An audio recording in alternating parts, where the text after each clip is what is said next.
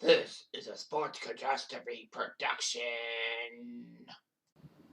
Hey there, Heather, ho there. It's Jeff Cutastrophe, and welcome you to another Sports Catastrophe birthday boy. And the birthday boy for this All Hallows Eve, October 31st, is a legend who played for many teams in his career. He played for 6 teams, but for 5 of them, he had 30 home runs in one season with.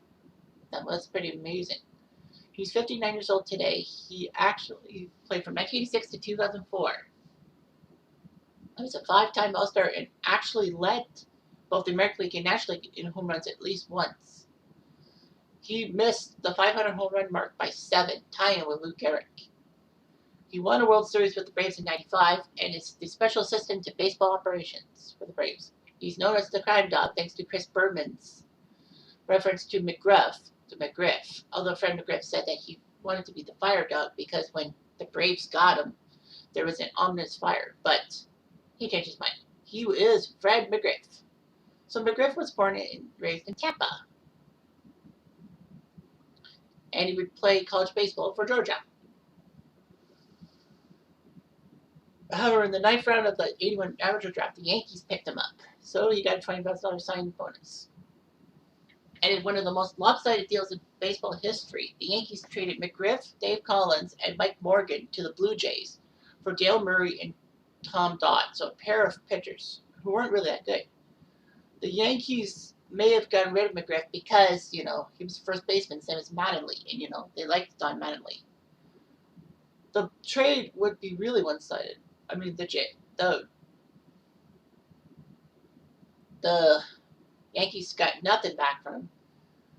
You take McGriff out of the equation. Mike Morgan was a decent pitcher, not for the Jays, but for many other teams like the Dodgers and Cubs. Dave Collins was a speedster for the Blue Jays, but then they leveraged him in a deal, trading, I believe, to the Oakland for Bill Colville, if memory serves me right.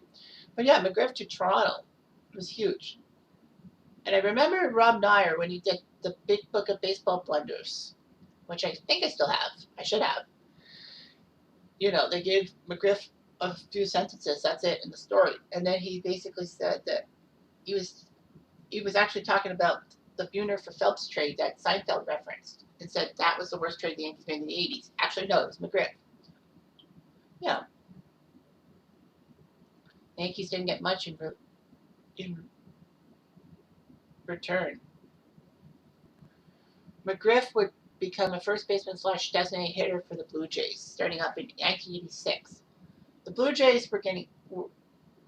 Like, Willie Upshaw was getting long in the tooth, and there wasn't really much the Jays could do. In 1987, he would be in the majors full time because the Jays really needed someone.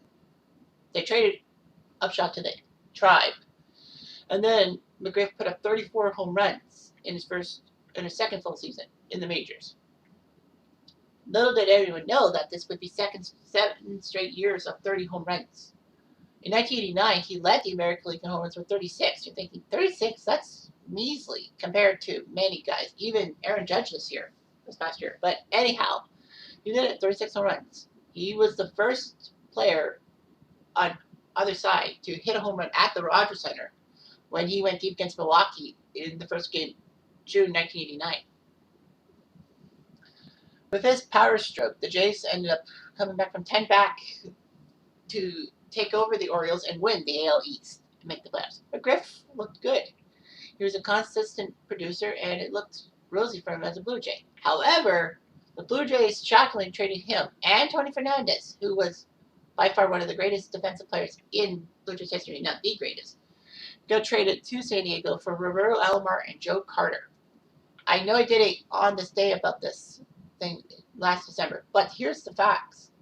The fact of the matter is that, it's like, why would the Jays trade Tony Fernandez?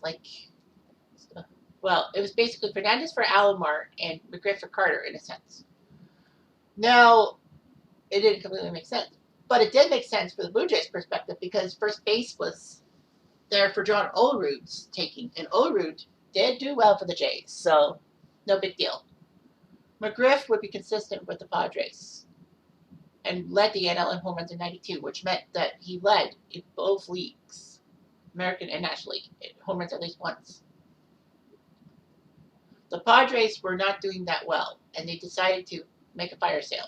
In July 93, they traded McGriff to Atlanta for 3 prospects, all of whom sucked.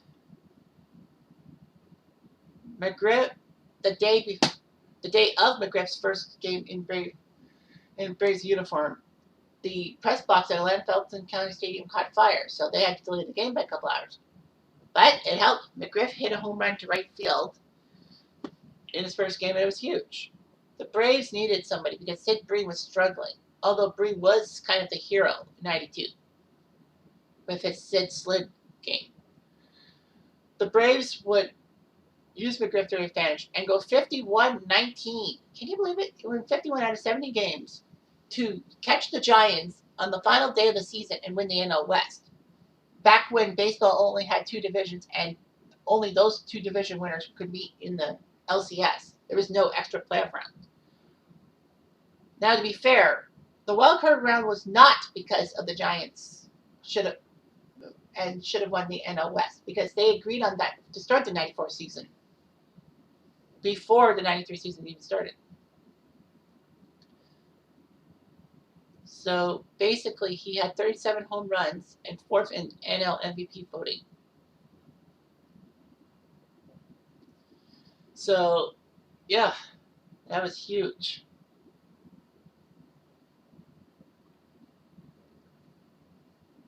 McGriff actually looked pretty good in 94. He was the All-Star Game MVP because he hit a big home run off Baltimore's Armando Benitez to tie the game in the 94 All-Star Game. McGriff would be a good cleanup hitter for the Braves and still was good around. He had 2 home runs in the 95 World Series, getting his only championship ring. McGriff would actually have 107 RBIs in 96, trying to get the Braves to go back-to-back. Unfortunately for the Braves, they didn't go back-to-back as the Yankees took him out in 6 games. McGriff looked pretty bad and all that. And, that wasn't good. McGriff stumbled. Tampa said, screw it, we're going to pick him up. So the hometown Rays, being an expansion team, decided to pick up McGriff. And he put up 19 home runs with the Rays. Not bad. And then he jumped up to 32 home runs by 99. So it's like, he's making a renaissance. McGriff looked pretty good, all that, for Tampa. Then he decided to be a Cub in 2001. McGriff would put up a 30 home run campaign in 2002, making sure that he got picked up by the Dodgers for 2003. But unfortunately, injuries would cost him dearly. He went back to Tampa because Tampa wanted McGriff to hit his 500th home run as a member of the Rays. Remember, Tampa wasn't really that great back in the day. Unfortunately, he would only hit 2 home runs as a Ray, and the Rays released McGriff, missing the 500 home run mark by 7. So McGriff, alongside Gary Sheffield, are the only players ever to hit 30 home runs in one season for 5 different teams. McGriff did it with the Jays, Padres, Braves, Rays, and Cubs. He actually hit the 3rd most home runs from 1988 to 1997, behind only Bonds and McGwire. And that was before their steroid issues. So he looked pretty good. He was eligible for election to the Hall of Fame in 2010. Unfortunately, he couldn't produce it. On his final chance at the ballot, he got 39%, but you needed 75%. So anyway, McGriff has the most home runs in a career of any eligible player, not in the Hall of Fame, who were not implicated by steroids.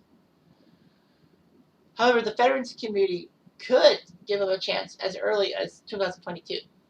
So we'll see what happens.